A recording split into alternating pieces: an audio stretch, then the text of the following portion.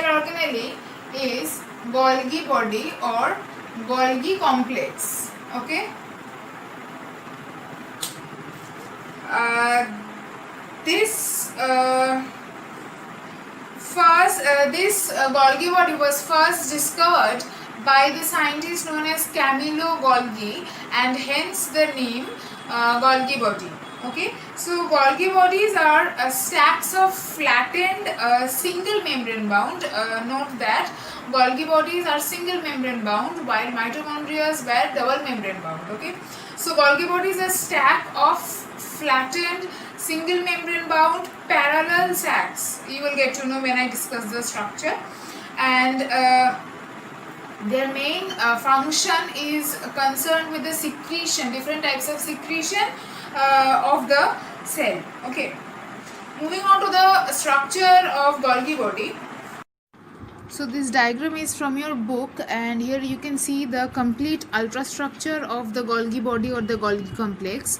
The whole organelle is made up of three main components. As you can see, here is a cisternae. Next there are the vacuoles, and then there are the small vesicles. Okay, so these are the three components three main components of the Golgi body. Okay, so first if we have to discuss cisternae, so you can see these are these cisternae are parallelly arranged flattened sacs, and they are piled one upon the other to form stack like a structure, and the number of sacs in the in one organelle ranges from 3 to 20 depending on the type of the cell. Okay, and the cisternae, which are usually equally spaced, are frequently curved. As you can see, it is forming a curved like structure like this. Okay, and they have a forming phase and a maturing phase. That means this one, particularly this one, is the most matured cisternae of the whole lot, and the new ones or the young cisternae are formed over here. So this is the forming phase and this is the maturing phase. Clear? That is how we can differentiate which side of the cistern is the forming phase, where the new stacks are growing, and the opposite one is the maturing phase, where the oldest ones are located. Next one, for the next component of the Golgi body is the small vesicles. Okay, the small vesicles are the next component. As you can see here, these small vesicles at the sides of the cisternae, okay, these small ones are known as vesicles. They are small droplet like sacs and originate from the cisternae by budding or pinching off process. So as you can see, the matured cisternae is forming a bud like structure at the end. Here it is not that much prominent, but here it is most prominent. Here also you can see. Okay, and they get pinched off from these cisternae as they get more matured. Okay, and thus they form the small vesicles. Third one are the vacuoles. This is our third component of Golgi body, and they are much larger than the vesicles. As you can see, the vesicles are very small. Okay, all the vesicles are small, but the vacuoles are much larger, and they are mainly secretory granules. Their main function is secretion, and lie at the maturing phase. As you can see, no vacuoles, no such large vacuoles are present on this side. Okay, on this side no large vacuoles, but only on the maturing side many vacuoles are present, and they are formed by the dilation of the edge of the sacs, and finally they get detached off as secretory vesicles. So this is all about the structure of the Golgi body.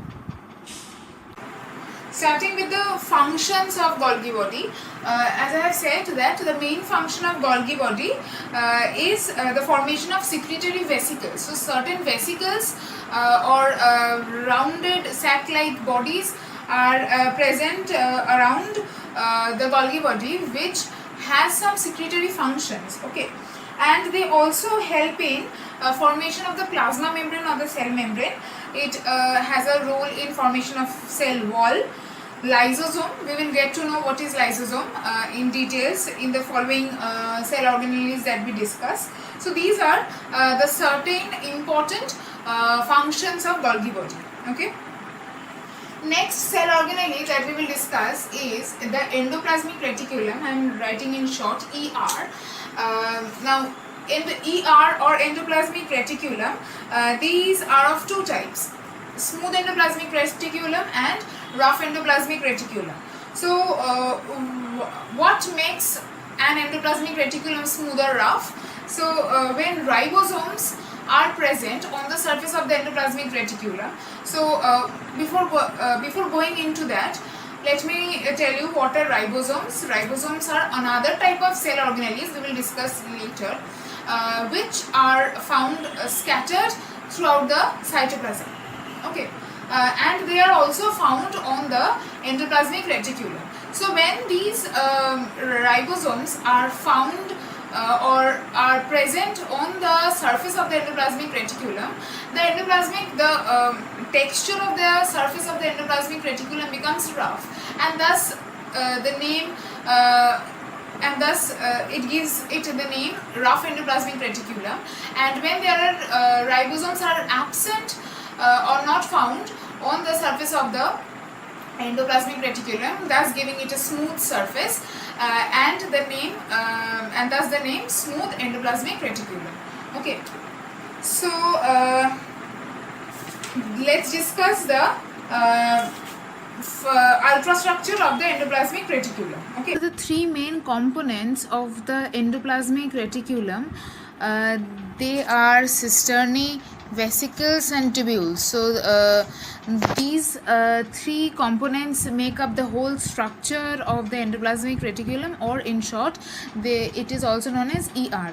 Okay, so first if we have to discuss cisternae, as you can see, you have also learned about cisternae in the structure of Golgi body. These are long, flattened, unbranched tubule-like structures, and they are arranged parallel to each other to form a lamellae-like structure. Okay, so this is what cisternae is about. Next, moving on to the vesicles.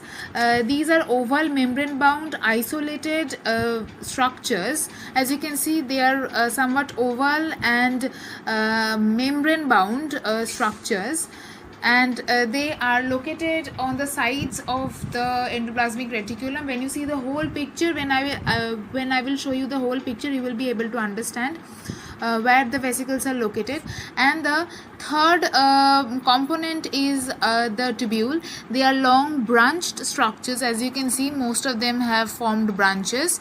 Okay, and some are unbranched as well, and they form the reticular system along with the cisternae. So these cisternae and the tubules, they form the main framework of the endoplasmic reticulum, while the vesicles remain scattered around the structure. Okay, so I talked about the two types of endoplasmic reticulum, right? One was rough endoplasmic reticulum, and the other one is the smooth endoplasmic reticulum. So why are there two types, rough and smooth? That is because, as you can see in this picture, the rough endoplasmic reticulum, this red colored portion consists of the rough endoplasmic reticulum. There are certain structures over this rough ER portion like this. Okay, so these structures are nothing but the ribosomes, which are located on the surface of the endoplasmic reticulum.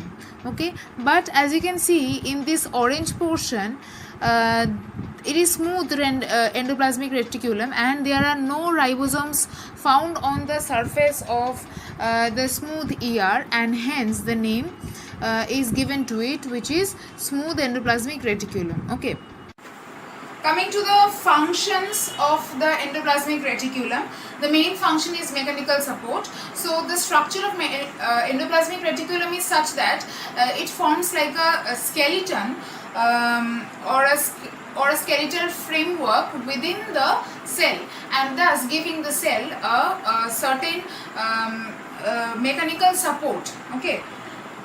Next one is circulation and exchange, and also it helps in storage functions and synthesis of hormones. Secretion, certain secretory functions are also found in ER. Okay, so read about 2 to 3 functions of ER.